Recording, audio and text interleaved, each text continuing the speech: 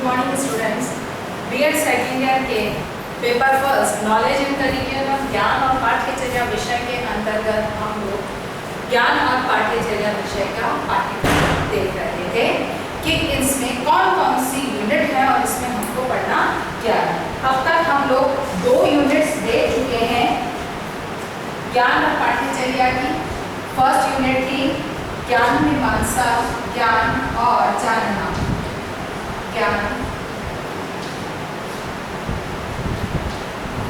ज्ञान मीमांसा, ज्ञान और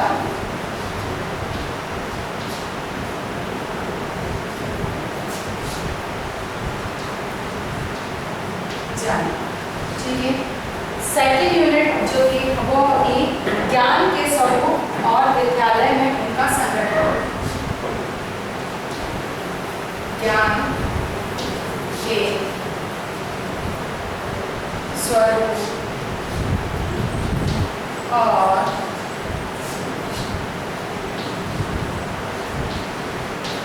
विद्यालय में उनका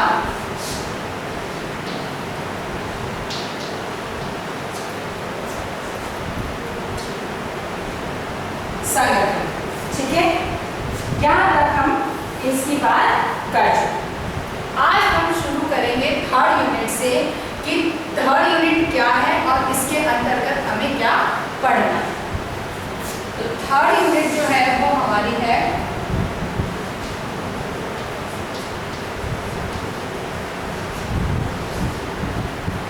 थर्ड यूनिट जो है वो उसका नाम है शैक्षिक विचारक और बाल केंद्रित शिक्षा।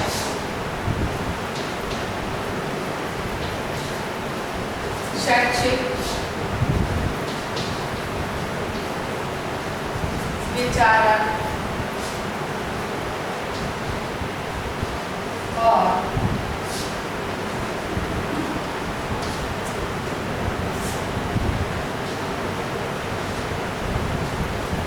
बाल केंद्रित शिक्षा, ये हमारी यूनिट है शैक्षिक विचारक और बाल केंद्रित शिक्षा।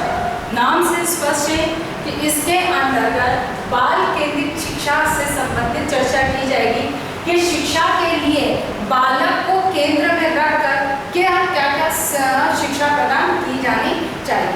अर्थात इसमें बालक के विकास के लिए, क्योंकि बालक के जो वर्तमान में शिक्षा का उद्देश्य है वो है सर्वांगीण विकास। अब सर्वांगीण विकास के क्षेत्रों के बारे में हम पहले भी चर्चा कर चुके हैं, हम बार बार चर्चा करेंगे। इसके अंतर्गत बालक का सामाजिक, आर्थिक, जैसे शैक्षिक तो है ही, ठीक है ना, क्योंकि शैक्षिक शिक्षा का मूल कार्य है वो शैक्षिक विकास है। तो शैक्षिक है, फिर उसके साथ सामाजिक, सांस्कृतिक, आर्थिक, स्वास्थ्य, शारीरिक, यानी कि सभी क्षेत्र, जितने क्षेत्र बालक के विकास के लिए अनिवार्य हैं, उन सभी क्षेत्रों के विकास के लिए किस प्रकार से शिक्षा के माध्यम से शिक्षा प्रयास कर सकती है। इसीलिए बाल केंद्रित शिक्षा के अंतर्गत बालक को हमको इसके अंतर्गत जो हम देखेंगे वो देखेंगे कि बालक का सामाजिक विकास कैसे होता है, बालक का सांस्कृतिक विकास कैसे होगा, पर्यावरणीय क्षेत्र से संबंधित विकास कैसे होगा, बालक का आर्थिक विकास कैसे होगा, लोकतांत्रिक विकास कैसे होगा, यानी कि सभी क्षेत्रों का विकास के लिए पाठ्यक्रम का स्वरूप कैसा होना चाहिए या उसके अंतर्गत पाठ्यक्रम के अंतर्गत किस तरह से तथ्यों का संकलन होना चाहिए जिससे कि बालक के सभी क्षेत्रों का विकास हो सके। तो बाल केंद्रित शिक्षा में हमें ये देखना है। उससे पहले हमको देखना है शैक्षिक विचार कि शिक्षा से संबंधित, क्योंकि शिक्षा को लेकर विभिन्न दार्शनिकों के, विभिन्न शिक्षाविदों के विचारों को जानना हमारे लिए बहुत अनिवार्य है, क्योंकि उनके अनुसार शिक्षा क्या है, क्योंकि शिक्षा एक बालक को दी जाने वाली प्रक्रिया है। तो इसमें ये स्पष्ट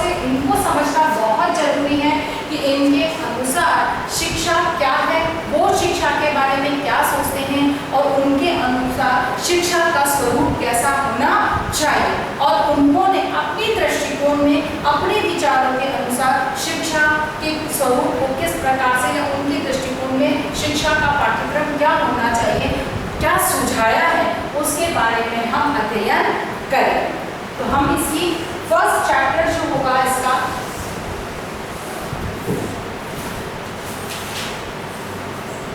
इसमें है फर्स्ट चैप्टर के अंतर्गत आ जाएगा बाल केंद्रित शिक्षा, शिक्षक की भूमिका।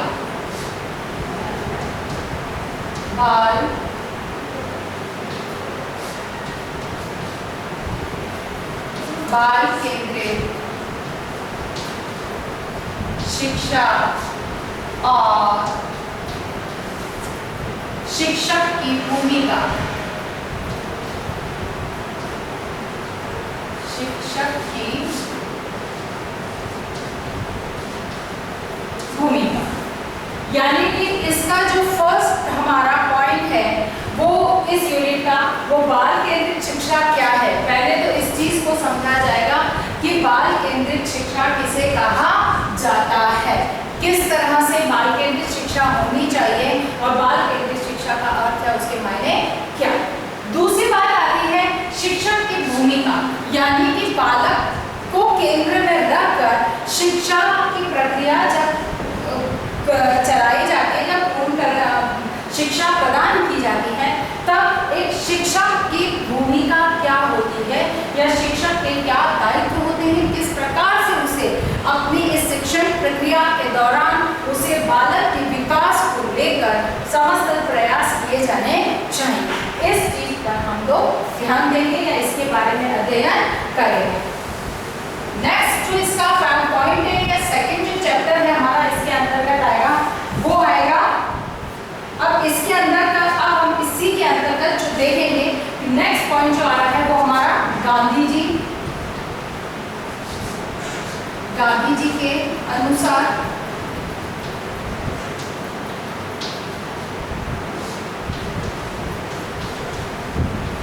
शिक्षा, यानी कि गांधी जी के अनुसार शिक्षा क्या है, उन्होंने शिक्षा के बारे में क्या विचार रखे हैं।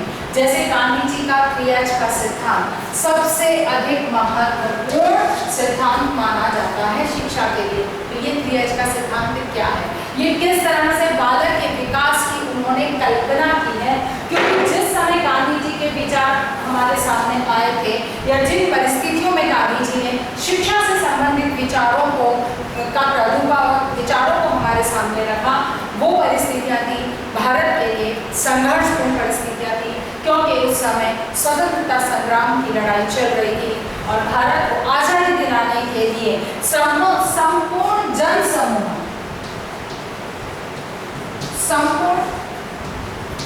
समूह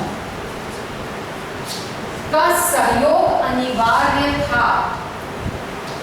अब इसका अगर सहयोग नहीं मिल रहा था तो आजादी के लिए कहने चाहिए कि एक एक कदम और दूर होते चले जा रहे थे।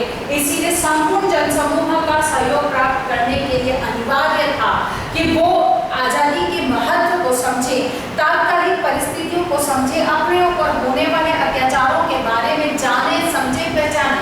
तो उसके लिए अनिवार्य था कि इस जनसमूह को शिक्षित किया जाए। अब इसकी शिक्षित करने के लिए गांधी जी ने उस समय जो अंग्रेजी व्यवस्था चल रही थी, अंग्रेजों ने जो परंपरागत भारतीय शिक्षा व्यवस्था थी उसको निकृष्ट शिक्षा व्यवस्था बताते हुए एक नवीन पद्धति प्रारंभ करी, और उसका उद्देश्य जो भी था कि वे अंग्रेजी ऑफिसों में कार्य करने के लिए सस्ते कर्मचारी प्राप्त हो जाए, ऐसे इस आधार पर या व्यापारियों के साथ में बातचीत करने के लिए अंग्रेजी बोलने वाले लोग तैयार हो सके। इस दृष्टिकोण से जो एक शिक्षा का ढांचा उन लोगों ने तैयार किया था वो केवल एक ज्ञान मात्र, बौद्धिक विकास मात्र, ये कहा जाए कि केवल अंग्रेजी सिखाने मात्र तक का था।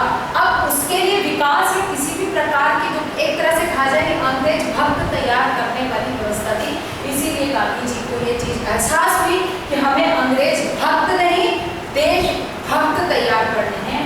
उसी आधार पर तब उस परिस्थिति में उनका जो विचार निकल कर आए शिक्षा के, वो शिक्षित विचार क्या थे, किस तरह से उन्होंने शिक्षा के क्षेत्र में अपने विचारों को रखा और किस तरह की शिक्षा की उन्होंने कल्पना करी। यहाँ पर हम गांधी जी को देखेंगे, उसके बाद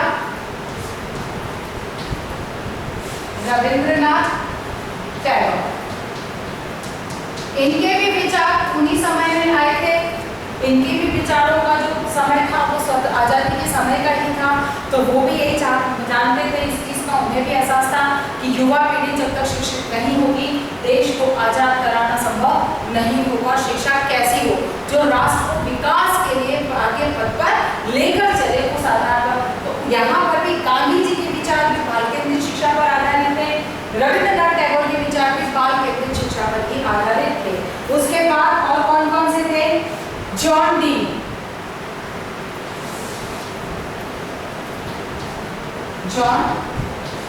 ये बेशक विदेशी विचारक थे, लेकिन इनका भी जो विचार था या इनकी भी शिक्षा का विचार थे वो भी बाल केंद्रित शिक्षा पर आधारित थे।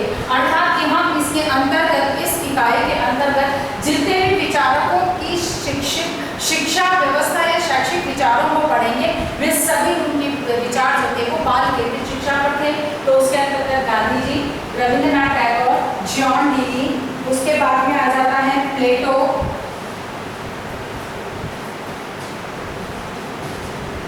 सुकरात के समय के थे ये, और फ्रेड।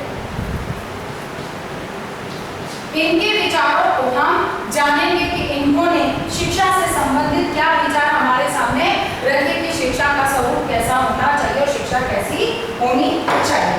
उसके बाद जो थर्ड हमारा पॉइंट आता है वो बाल केंद्रित शिक्षा को लेकर है कि पाठ्यक्रम में किस प्रकार का स्वरूप पाठ्यक्रम का होना चाहिए जो बालक को उसके लिए तैयार कर सके। तो इसमें अभी है सामाजिक शिक्षा के आधार,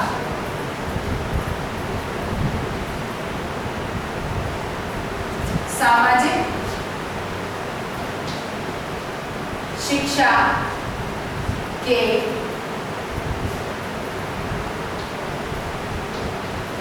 आधार, सामाजिक शिक्षा के आधार, यानी कि यहाँ पर सामाजिक शिक्षा किस तरह की होनी चाहिए। अब इसके अंदर में और कौन कौन से थे सामाजिक शिक्षा के आधार?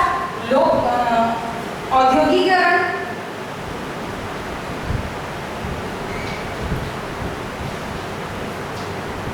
औद्योगिकरण पर आधारित थे। औद्योगिकरण के लिए क्या, उसके विकास के लिए, मतलब बालक को उसके लिए तैयार करने के लिए शिक्षा का स्वरूप कैसा होना चाहिए। उसके बाद में है व्यक्तिगत स्वायत्तता के विचार,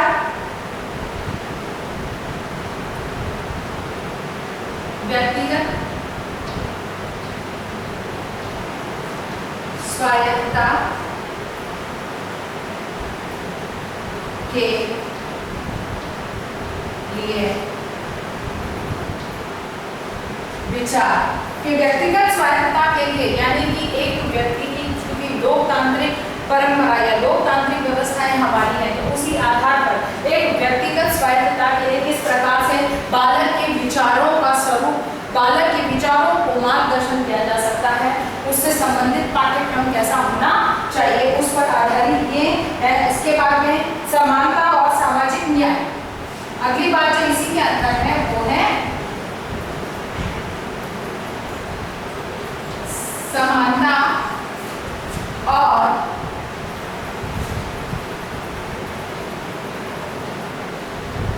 सामाजिक न्याय, यानी कि इसके अंतर्गत आपको ये चार पक्षों को देखना है। सामाजिक शिक्षा का आधार क्या होगा, औद्योगिकरण की शिक्षा का आधार क्या होना चाहिए, व्यक्तिगत स्वायत्तता की शिक्षा का आधार क्या होना चाहिए, समानता के लिए शिक्षा का आधार क्या होना चाहिए और सामाजिक न्याय के लिए शिक्षा का आधार क्या होना चाहिए। इस थर्ड चैप्टर के अंदर या थर्ड पॉइंट के अंतर्गत हम ये चीज देखें। उसके बाद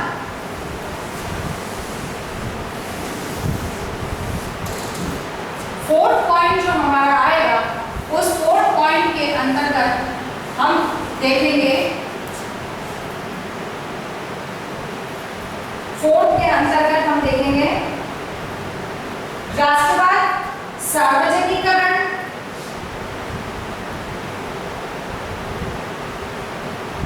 राष्ट्रवाद,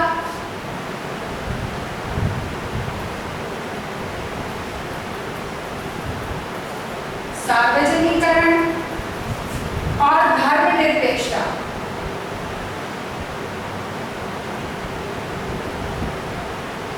धर्म निरपेक्षता, ठीक है।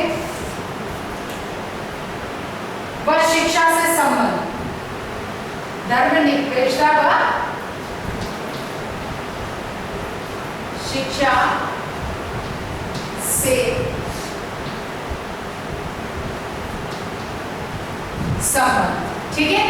इस चैप्टर के अंतर्गत हम देखेंगे कि जो पाठ्यक्रम है या शिक्षा का जो संबंध है वो किससे होना चाहिए।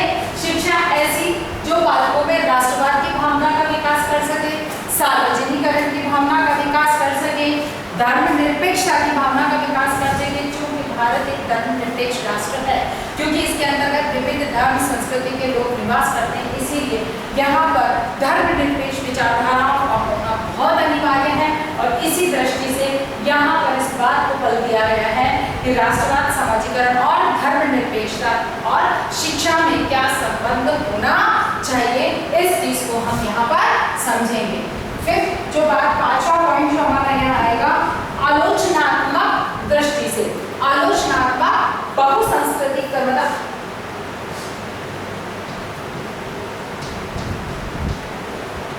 आलोचनात्मक बहुसंस्कृतिवाद, बहुसंस्कृतिवाद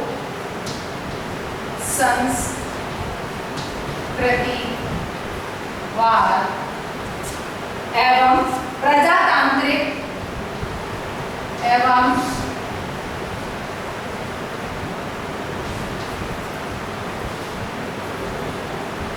प्रजातांत्रिक शिक्षा विद्यालय अभ्यास में अधिगम मूलक शिक्षा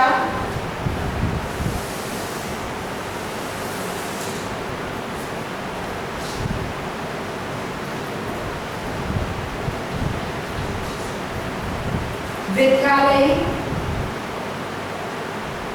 शिक्षा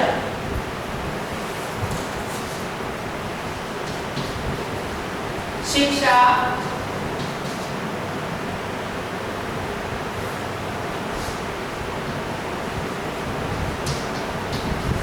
विद्यालय अभ्यास में अधिगम मूलक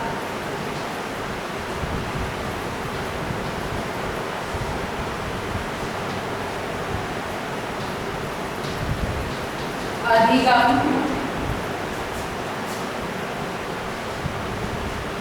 मूलक अवधारणाओं के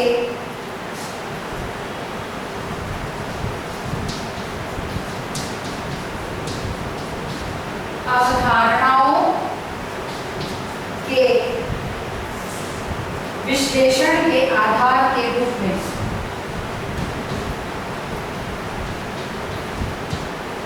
विश्लेषण के आधार के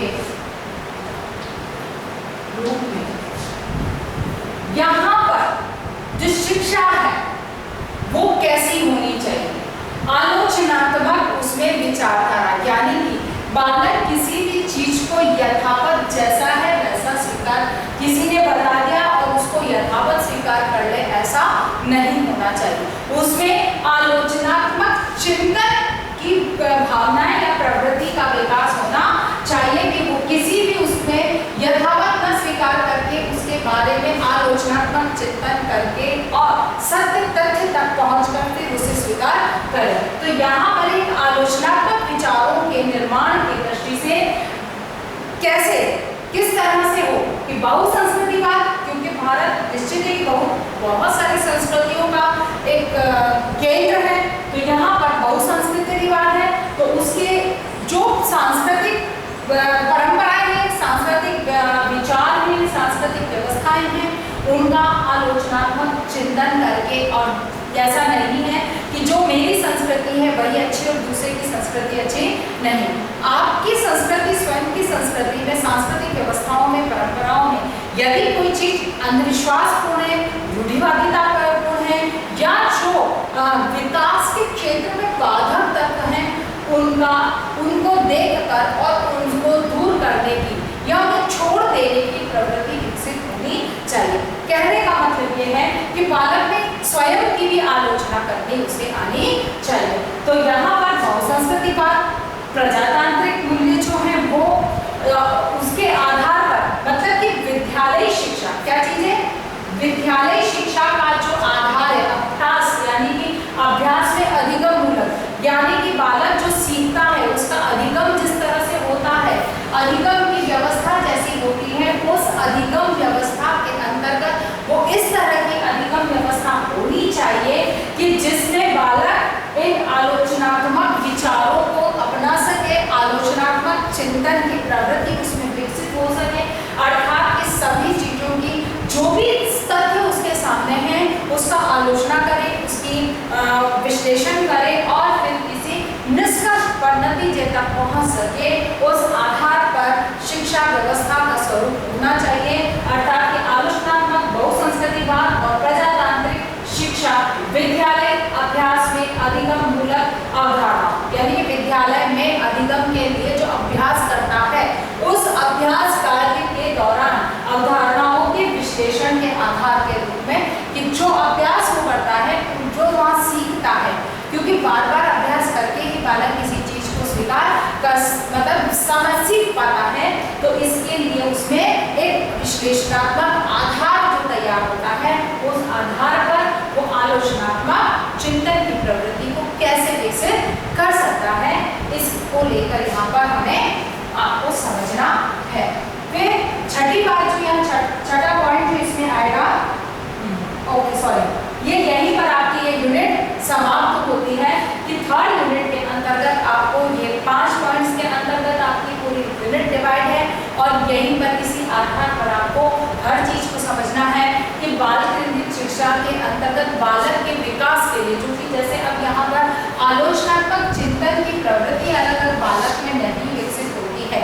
आलोचना यानी कि किसी की केवल आलोचना करना मात्र नहीं है, उसमें सही गलत क्या है इस चीज को जांच परख कर और सत्य तथ्य तक पहुंचकर और उसको अपनाने की, क्योंकि परिवर्तन प्रकृति का नियम है और परिवर्तन को यदि स्वीकार नहीं किया जाता है तो निश्चित है कि आप विकास विकसित होने की बजाय पीछे ढकेलते चले जाएंगे। इसीलिए ये अनिवार्य है कि आपकी जो एक परिवर्तन को स्वीकार करने की बात है, तो किसी ने कह दिया कि बस आपको ये काम ऐसे करना है, तो उसको यथावत स्वीकार नहीं करना है, उसकी आलोचना। क्योंकि आजकल के बच्चों को आप कुछ भी कहिए कि बेटा ये काम ऐसे करना है, तो वो आपको 10 प्रश्न करेंगे। क्यों? क्योंकि उनमें आलोचनात्मक विचारधाराओं का विकास हो रहा है।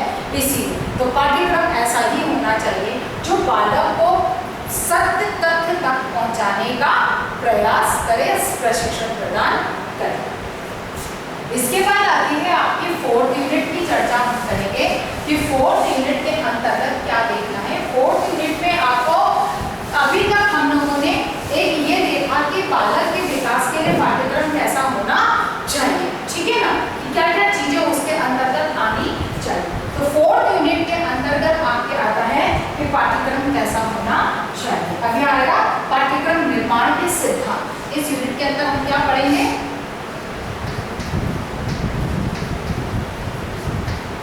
पाठ्यक्रम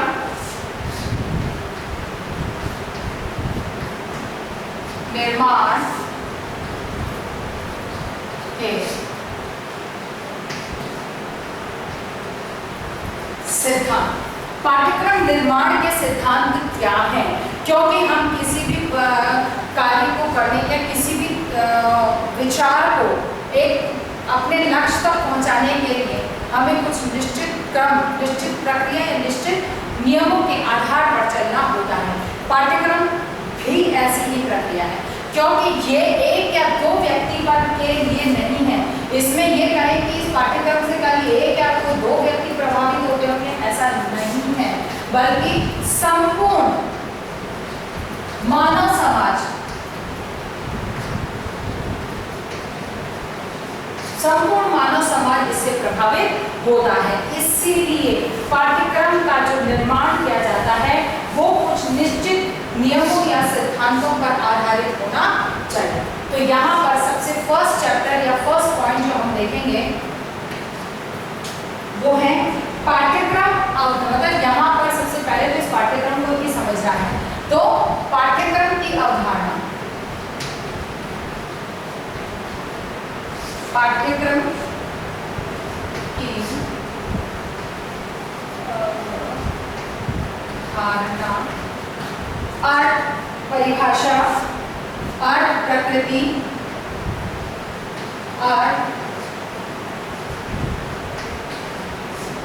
प्रकृति, आवश्यकताएं,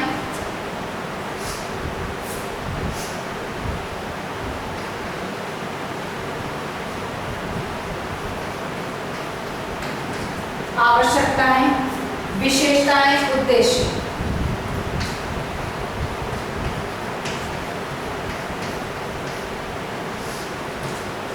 विशेषताएं व उद्देश्य, यानी कि इस पॉइंट के अंतर्गत आपको सबसे पहले तो पाठ्यक्रम की अवधारणा को समझना है कि पाठ्यक्रम की अवधारणा क्या है, पाठ्यक्रम किसे कहेंगे, पाठ्यक्रम का अर्थ क्या है। अवधारणा क्योंकि पाठ्यक्रम की कल्पना कैसे हुई, किस तरह से इसके बारे में विचार किया गया, इसका अर्थ, इसका परिभाषा क्या है। तो इसके अर्थ को समझेंगे, फिर उसकी प्रकृति को समझेंगे कि पाठ्यक्रम की प्रकृति होगी कैसे है, फिर किस तरह का पाठ्यक्रम होना चाहिए, फिर उसकी आवश्यकता क्यों होती है, क्योंकि क्या बिना पाठ्यक्रम के हम शिक्षा प्रदान कर सकते हैं, ऐसा है क्या, अगर नहीं है तो फिर इसकी आवश्यकता क्यों होती है, इसे समझना है। फिर उसकी पाठ्यक्रम की विशेषताएं क्या होती हैं, क्योंकि एक अच्छे पाठ्यक्रम की विशेषताओं को जानना हमारे लिए बहुत अनिवार्य है, तभी हम पाठ्यक्रम की अवधारणा और उसके अर्थ को समझ पाएंगे। इसीलिए पाठ्यक्रम क्या है, इसकी विशेषताएं क्या है, इसे समझना है और फिर इसके उद्देश्य क्या होने चाहिए, इन उद्देश्यों के बारे में हम समझें। दूसरा सेकंड जो इसके अंतर्गत पॉइंट आएगा वो आएगा आपका पाठ्यक्रम संरचना,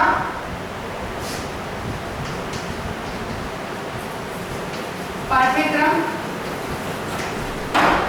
संरचना, पाठ्यक्रम और पाठ्यचर्या, पाठ्यक्रम संरचना, पाठ्यक्रम व पाठ्यचर्या में अंतर। इस अंतर को समझना भी बहुत अनिवार्य है, क्योंकि अगर अंतर नहीं समझा जाता है तो ये मानकर चलिए कि हम एक ही अर्थ में पाठ्यक्रम को भी उपयोग में लाते हैं, पाठ्यचर्या को, सिलेबस को भी उपयोग में लेते हैं और करिकुलम को, तो आपको इस चीज को, अंतर को समझना है। हम अपनी बात आज यहीं तक रखेंगे। 4th यूनिट के हमने आज 2 पॉइंट लिखे हैं, अब 4th यूनिट के बाकी के 2 पॉइंट्स और 5th यूनिट को हम कल समझेंगे। इसके आधार पर आपका होमवर्क भी यही समझिए, आपको होमवर्क जो होगा उसमें भी प्रथम 3.5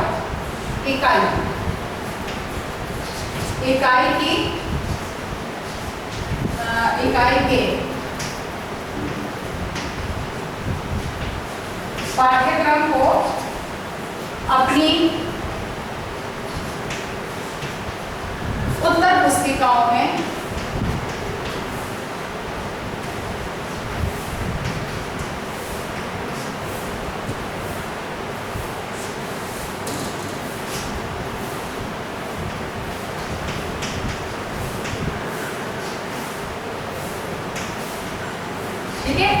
अपनी उत्तर पुस्तिका में आपको ये पाठ्यक्रम जितना अभी तक दिखाया है, बताया है, उसको नोट डाउन करना है। अपनी बात को समाप्त करने से पहले कोविड-19 की इस महामारी के दौर में अपने आप को सुरक्षित रखें। अत्यधिक आवश्यकता होने पर ही घर से बाहर निकले, घर से बाहर निकलते हैं तो मास्क